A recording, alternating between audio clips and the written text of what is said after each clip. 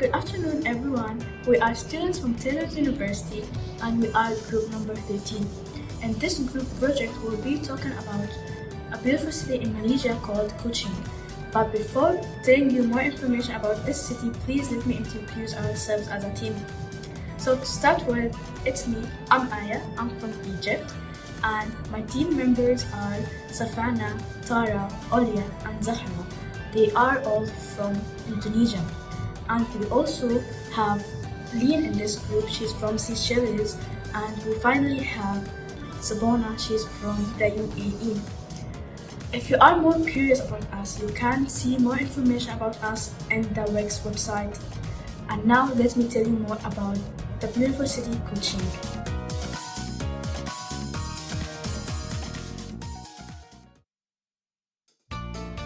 So let me tell you more about the founder of this city. His name is James Brooke. He also formed the Brooke Ridge and became the ruler of the Salwa. He built the city in 1839. On the gentle sweater bank of the Mali, crocodile infested Salwa River 15 miles 24 kilometers away from the South China Sea. He also created this city in the European style mentioned.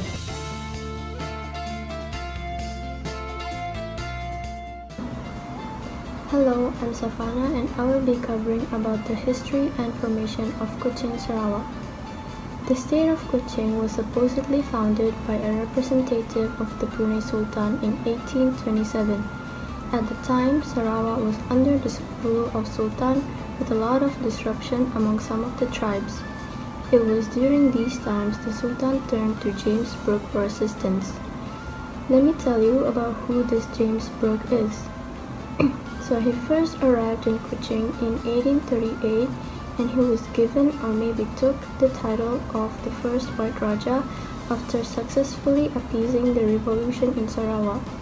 His nephew Charles Anthony Johnson Brooke was then appointed by James Brooke as his successor. This second Raja was the one who built most of the structures in Sarawak that live to this day. Some of them are Fort Margarita, the courthouse complex, the Sarawak Museum, and the Astana that was used as the official residence of the Governor of Sarawak. He died in 1917 and was succeeded by his son Charles Vernier Brooke. So Charles Vernier Brooke was more hostile in the administration in Sarawak than his father and James Brooke had been. Just before Japan invaded in 1941, he granted the territory a new constitution that restricted his own powers as Raja. He was in Sydney, Australia, when the Japanese took control over Sarawak and even remained there for the duration of the war. He then finally returned to Sarawak in 1946, which was after World War II. However, he conceded Sarawak within a few months to the English government as a crown colony, thus ending the line of White Raja. He died in 1963 in London of apparent suicide just a few months before the Malaysia's independence. With the end of White Raja, Sarawak became one of 4 Malaysian states that do not have hereditary native rulers. Instead, the state has a government appointed by the elected King of Malaysia.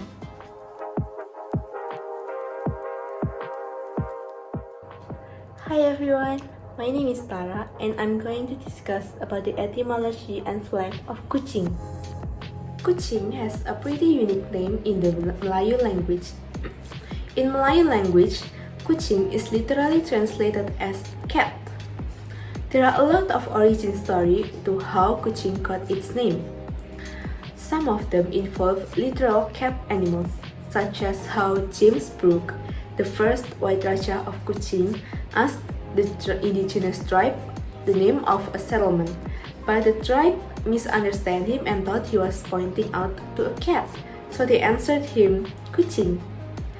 There are also other stories that imply that the word Kuching might not directly related to the cat animal, but instead to a longan fruit that grew a lot around the hills of the settlement. It's called mata kucing, which is literally translated as cat's eye. Though the previous story might seem relatable and make sense, there are more realistic stories involving the etymology of the name Kuching, such as how back in the British colonization, the British colonizers used the word Cochin to refer to any trading port, including Kuching.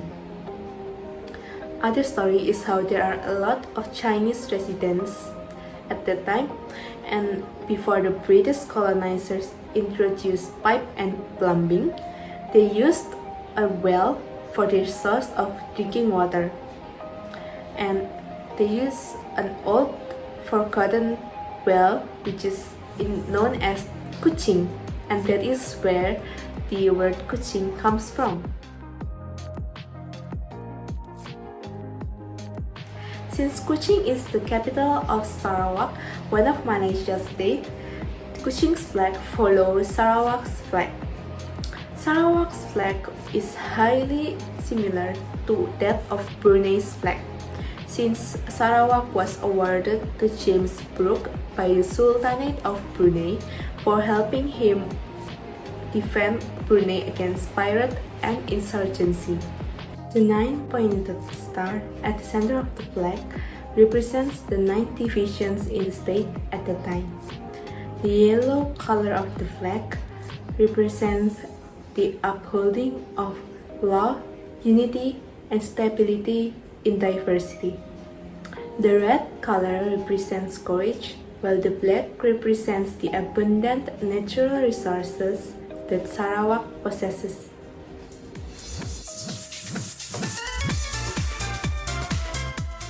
Kuching is the capital and most populous city in the Sarawak state of Malaysia.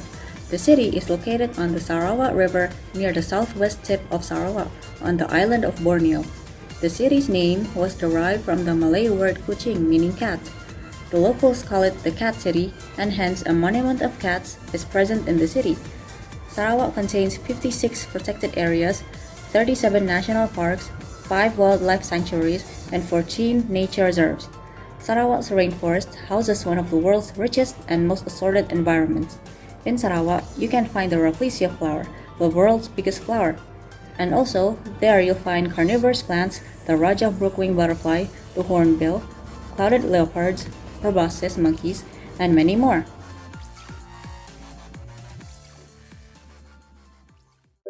Hi, I'm gonna give you an information regards a must-try food when you guys visit Kuching, Sarawak. The first one is manok pansoh, which has been utilized bamboo stalk for cooking since long ago by Iban and Bidayus people. This does due to the unavailability of periuk aka pots at that time. Manok pansoh served at wedding parties, gawai dayak or harvest festival, funerals, and a welcome dish. Ingredient of manok pansoh is chop of ayam kampung or free range chicken, lemongrass, MSG, and cassava leaf. Secondly, Sarawak laksa, the well-known local dish of Sarawak, a bowl of rice noodles, reddish brown broth, toppings, sambal, and lime. It has an authentic taste of Sarawak since laksa paste only produced in its country. Made of by garlic, galangal, lemongrass, laksa paste, coconut milk, and broth of chicken and prawn heads. Then filter the broth to separate waste. Before poured to rice noodles bowl. Last, top with shrimp, chicken strips, bean sprouts, and cilantro. Okay, the next is kolomi, the traditional dry noodles which has 2 different flavors, spicy and sweet. It consists of curly noodles that are soaked into boiled water for 3 to 4 minutes, mixed with seasoning and toppings. The particular components of meat is the toppings, which are a homemade of barbecue pork slice or known as char siu, ground pork, and a garnish of spring onions. The last recommended dish is kueh chap, always been a must-try food destination for tourists and one of the local favorites. In fact, northern and southern China is the actual origin of kueh chap. The existence of kueh chap could be from the immigration of all Chinese to Sarawak back then, where the citizens practiced the culture widely and handed down for generations until now on. Kueh chap is a huge plate of pork and chicken organs that were boiled in dark soy sauce. Generally, restaurant will offer intestine, liver, chicken feet, tongue, ears, pork belly, even blood cubes, etc. Serve with a bowl of rice noodles and fried shallots as garnish. The other additional items commonly is tofu, braised eggs, and roast pork.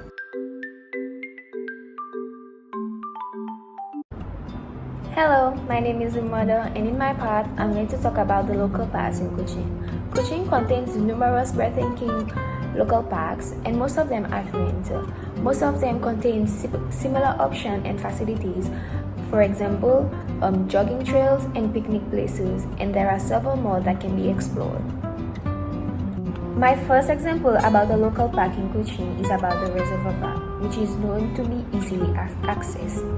It also was said that the Reservoir Park was a water supply infrastructure that provided water treatment in 1995. It was recently said that the Reservoir Park will go under new renovation in 2022. The Reservoir Park also contains facilities such as jogging trails and so much other facilities that can be explored by the locals.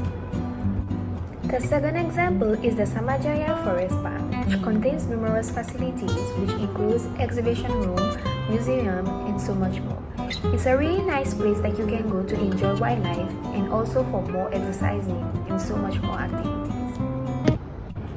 And lastly is the Sarawak Botanical Garden. It is known to be a leisure activity center and a tourist attraction. It's also known to be the biggest recreational parks due to the huge areas available for the several activities.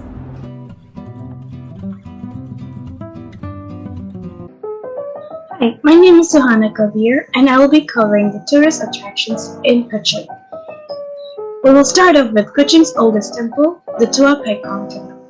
The Tua Pekong Temple is one of the oldest Chinese temples in Kuching. It is located near the waterfront and the Chinese Museum, which is right at the center of the city. The colorful facade and the interesting architecture attracts many tourists around the year. Furthermore, the temple provides cultural insights into the city's past and hosts several annual festivals, including the Wangkang Festival, in order to commemorate the dead. The temple has a beautiful view of the main bazaar, as well as it is said to have a feng shui location in the city. The Kuching waterfront is one of the most iconic parts of Kuching. Its beautiful view and location attracts the tourists to take a stroll around the area. Before, the part of the city was mainly used by the warehouses. However, now it is used as a beautiful walking path with an iconic waterfront view. Parts of the town can also be seen from the area. The Kuching waterfront view at the night is one of the most beautiful sights to be seen. It is often enjoyed by the young couples for a romantic date or a stroll.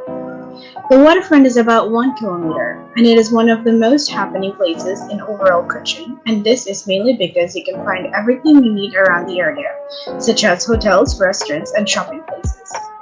Furthermore, there are some attractions that the tourists can enjoy around the waterfront area, such as the monument to honor the late Charles Brook and the oldest Chinese temple in Kuching, which is the Tua Pekong Temple. And this temple is one of the most famous tourist attractions in the area. One of the best hotel accommodations to stay near Kuching waterfront is the Harbor View Hotel. And this hotel is located with the view of a mesmerizing Kuching waterfront. As for the shopping malls, there are 3 major ones located right at the center of Kuching, such as the Parks and Grand, Tun Gua, and Sarawak Plaza. Moving on to the Cat Museum in Kuching. The word Kuching in Malay is referred to cat. Therefore, it is obvious that the city is obsessed with cats and all about them. The Cat Museum in Kuching is the first of its type in the world. It is run by Kuching North City Hall and has a collection of cat relics that were obtained from the National Museum and presented in one of its Kuala Lumpur galleries. The Sarawak Museum purchased these treasures and showed them for the first time at the Divan Tun Abdul Razak on August 1st, 1988. Cat lovers would especially enjoy visiting Kuching and exploring the museum as well. The Cat Museum is a place where the tourists can learn about the historical and cultural significance of these felines, with over 2,000 cat-related exhibits on show. Few of the main highlights include a mummified form of cat which hails from Egypt, and it is said to be dated back 5,000 years and mounted example of bay cat, which is type of alive that is indigenous to the island of Borneo. The museum is located on the ground floor of the City Hall building with 4 galleries totaling to 1,035 square meters.